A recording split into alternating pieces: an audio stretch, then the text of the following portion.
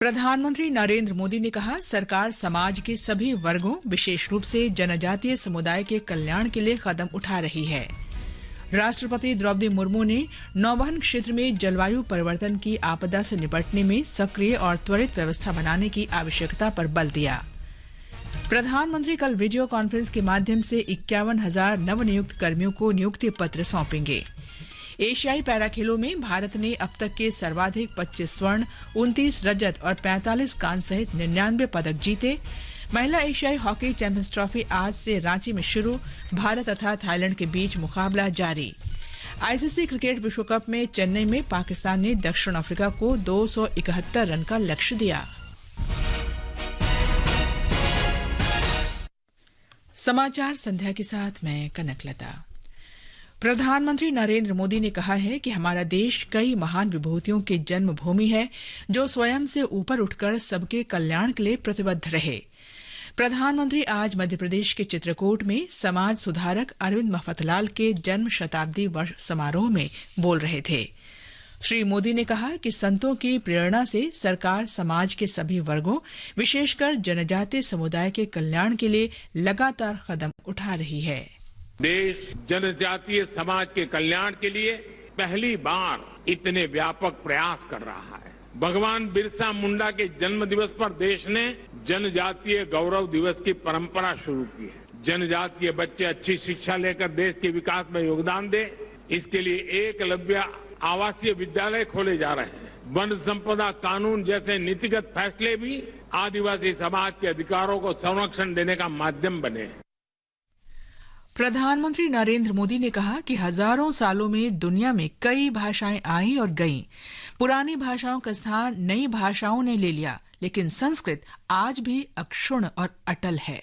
आज भी दुनिया की बड़ी बड़ी यूनिवर्सिटीज में संस्कृत पर रिसर्च होती है। संस्कृत केवल परंपराओं की भाषा नहीं है, ये हमारी प्रगति और पहचान की भाषा भी है। बीते 9 वर्षों में हमने संस्कृत के प्रसार के लिए व्यापक प्रयास किए हैं। आधुनिक संदर्भ में अष्टाध्यायी भाष्य जैसे ग्रंथ इन प्रयासों को सफल बनाने में बड़ी भूमिका निभाएंगे।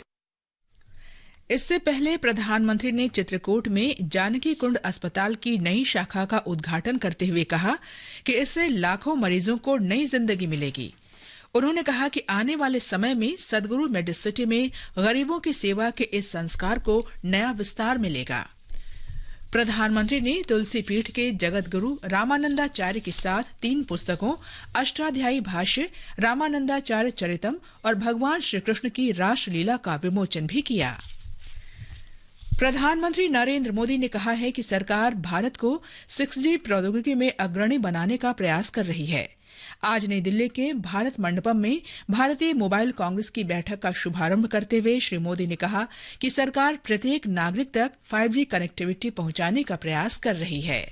5G लॉन्च के 1 साल के भीतर ही भारत में करीब 4 लाख 5G बेस स्टेशंस बन गए हैं।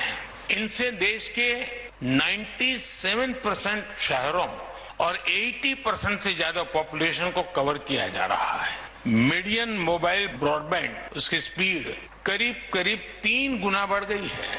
मोबाइल ब्रॉडबैंड स्पीड के मामले में भारत एक समय था 118 से आज 43rd पोजीशन पर पहुंच गए हैं। केंद्रीय गृह मंत्री अमित शाह ने कहा है कि नई अपराध न्याय प्रक्रिया जल्द ही लागू होगी और नए प्रस्तावित कानून संसदीय समिति के विचाराधीन हैं। भारतीय दंड संहिता और साक्ष्य अधिनियम की जगह लेने वाले नए विधेयक जल्द ही पारित किए जाएंगे।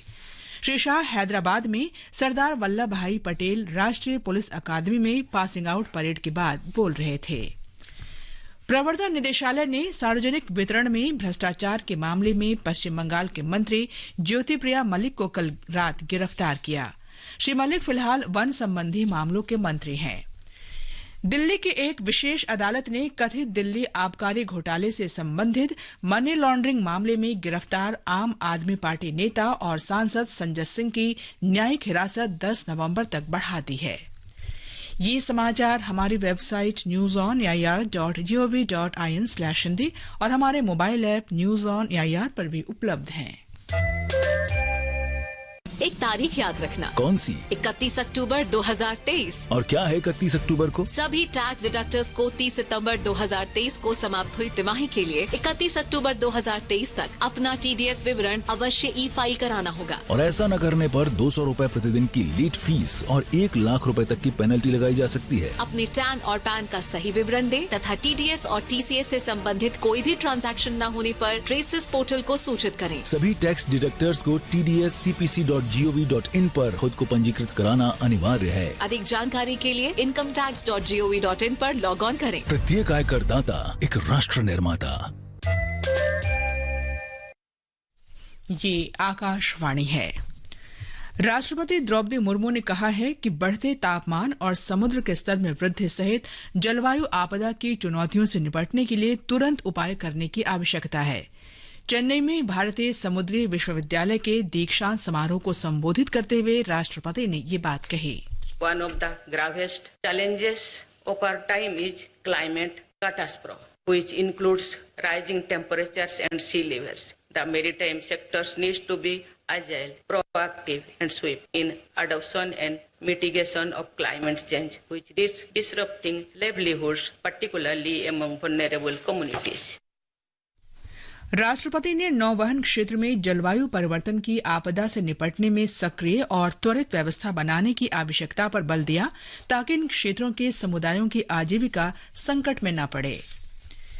उपराष्ट्रपति जगदीप धनखड़ ने जलवायु परिवर्तन और पर्यावरण संरक्षण की चुनौती से निपटने के लिए सभी देशों से सामूहिक कार्रवाई का आह्वान किया है। श्री धनखड़ ने प्राकृतिक संसाधनों के अंधाधुंध दोहन पर चिंता व्यक्त की। उन्होंने कहा कि पर्यावरण की रक्षा के लिए जन भागीदारी बढ़ाने की आवश्यकता है। वे देहरादून में वन अनुसंधान संस्थान में संयुक्त राष्ट्र के एक कार्यक्रम के समापन सत्र को संबोधित कर रहे थे। निर्वाचन आयोग ने लोकसभा चुनाव से पहले मतदाता सूचियों को अपडेट करने का अभियान आज से शुरू कर दिया। इसमें विशेष रूप से युवा मतदाताओं पर ध्यान दिया जाएगा। ये अभियान उन 5 राज्यों में नहीं होगा जहां इस वर्ष विधानसभा चुनाव होने हैं। इसमें 1 जनवरी 2024 तक 18 वर्ष पूरे करने वाले युवा अपना नाम दर्ज करा सकते हैं। मिजोरम विधानसभा चुनाव के लिए भारतीय जनता पार्टी ने दृष्टि पत्र जारी किया है। इसमें मिजोरम मेडिकल कॉलेज को regional institute of medical sciences स्तर का बनाने, रानी रुपेलियानी महिला सशक्तिकरण योजना शुरू करने, सरकारी नौकरियों में महिलाओं को 33% आरक्षण की बात शामिल है। दूसरी ओर कांग्रेस नेता जयराम रमेश ने कहा है कि कांग्रेस मिजो संस्कृति, परंपरा, भाषा और धर्म की रक्षा करेगी। इस बीच भाजपा, कांग्रेस, सत्ताधारी मिजो नेशनल फ्रंट, जोरम पीपल्स मूवमेंट, आम आदमी पार्टी और निर्दलीय उम्मीदवार पूरे जोर शोर से चुनाव प्रचार में लगे हुए हैं। मिजोरम विधानसभा के लिए 7 नवंबर को मतदान होगा और 3 दिसंबर को मतगणना की जाएगी। मणिपुर के मुख्यमंत्री एन बीरेन सिंह ने कहा है कि लगभग 3000 परिवारों को राहत शिविरों से नए घरों में स्थानांतरित किया गया है। श्री बीरेन सिंह ने कहा कि केंद्र सरकार उन लोगों को नए आवास बनाने के लिए वित्तीय सहायता प्रदान करेगी जिनके मकान जातीय हिंसा में जला दिए गए थे। सरकार उन किसानों को भी मुआवजा देगी जिनके कृषि भूमि पर जातीय हिंसा के कारण खेती नहीं हो सकी है। भारतीय जनता पार्टी ने ओम प्रकाश धनखड़ को राष्ट्र सचिव और नायब सिंह सैनी को हरियाणा का प्रदेश अध्यक्ष नियुक्त किया है। ये नियुक्तियां पार्टी अध्यक्ष जेपी नड्डा की मंजूरी से की गई हैं। जम्मू कश्मीर के उपराज्यपाल मनोज सिन्हा ने आज श्रीनगर में कश्मीर विश्वविद्यालय में भारतीय अर्थशास्त्र और संबद्ध विज्ञान संघ के वार्षिक सम्मेलन का उद्घाटन किया। 3 दिवसीय सम्मेलन में वर्ष 2047 तक विकसित भारत की उपलब्धियों पर व्यापक विचार विमर्श किया जाएगा। जम्मू कश्मीर में आज शौर्य दिवस मनाया जा रहा है। आज ही के दिन 1947 में कश्मीर में पाकिस्तानी घुसपैठियों को बाहर खदेड़ने के लिए सेना को पहली बार विमान से बडगाम हवाई अड्डे पर उतारा गया था। ये घटना महाराजा हरि सिंह के भारतीय गणराज्य में विलय की संधि पर हस्ताक्षर करने के एक दिन बाद हुई थी। प्रधानमंत्री नरेंद्र मोदी कल वीडियो कॉन्फ्रेंसिंग के माध्यम से 51,000 से अधिक नए कर्मियों को नियुक्ति पत्र वितरित करेंगे। इस अवसर पर प्रधानमंत्री उन्हें संबोधित भी करेंगे। रोजगार मेले का आयोजन देश भर के 37 स्थानों पर किया जाएगा। प्रधानमंत्री नरेंद्र मोदी 31 अक्टूबर को नई दिल्ली के कर्तव्य पथ पर मेरी माटी मेरा देश अभियान के समापन कार्यक्रम को संबोधित करेंगे। ये कार्यक्रम मेरी माटी मेरा देश अभियान की अमृत कलश यात्रा के समापन का प्रतीक होगा, जिसमें 766 जिलों के 7000 ब्लॉकों से अमृत कलश यात्री शामिल होंगे। ये कार्यक्रम आजादी का अमृत महोत्सव के समापन का प्रतीक होगा, जो भारत की आजादी के 75 साल पूरे होने का जश्न मनाने के लिए 12 मार्च 2021 को शुरू हुआ था। सोमवार और मंगलवार को नई दिल्ली में होने वाले मेरी माटी मेरा देश समारोह के बारे में संवाददाताओं को संबोधित करते हुए संस्कृति मंत्रालय के सचिव गोविंद मोहन ने कहा कि 36 राज्यों और केंद्र शासित प्रदेशों से 17,000 से अधिक अमृत कलश यात्री रविवार को राष्ट्रीय राजधानी पहुंच रहे हैं। 30 तारीख का जो फंक्शन है ये कर्तव्य पथ पर होगा। कर्तव्य पथ पर एक बहुत बड़ा कलश हमने वहाँ पे स्थापित किया है और जो जगह जगह से कलश आएंगे उनकी मिट्टी इस बड़े कलश में डाली जाएगी। ये कलश एक रोटेटिंग कलश है, ये मिट्टी मिक्स होगी और इसके मिक्सिंग का जो प्रतीक है वो ये है कि भारत का हर हिस्सा एक दूसरे से जुड़ा हुआ है, मिला हुआ है और एक भारत श्रेष्ठ भारत की कल्पना को ये कलश चरितार्थ करेगा। ये समाचार आकाशवाणी से प्रसारित किए जा रहे हैं। ताज़ा समाचार जानने के लिए आप हमारे ट्विटर हैंडल @AIR हिंदी को फॉलो कर सकते हैं। समाचार संध्या में आपका फिर स्वागत है। चीन के हांगझोउ में एशियाई पैरा खेलों में भारत ने अब तक 99 पदक जीत लिए हैं। भारत 25 स्वर्ण, 29 रजत और 45 कांस्य पदक के साथ पदक तालिका में चौथे स्थान पर पहुंच गया है। और ब्यौरे के साथ नवीन सक्सेना।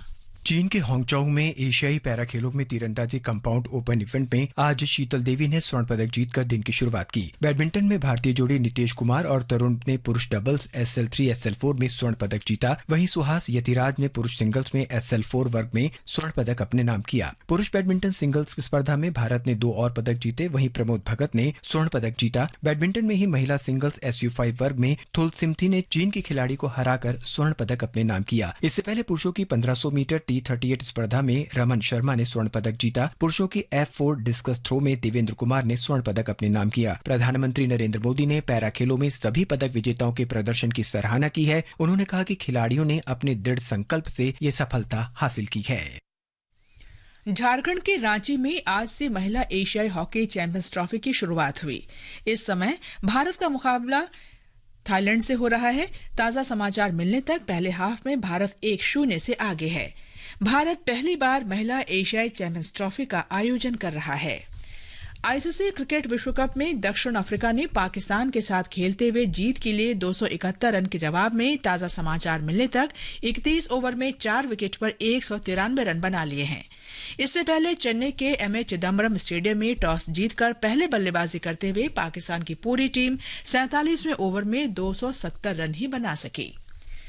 सूचना और प्रसारण मंत्रालय में संयुक्त सचिव C. सेंथिल राजन ने आज आकाशवाणी तिरुवनंतपुरम केंद्र का दौरा किया।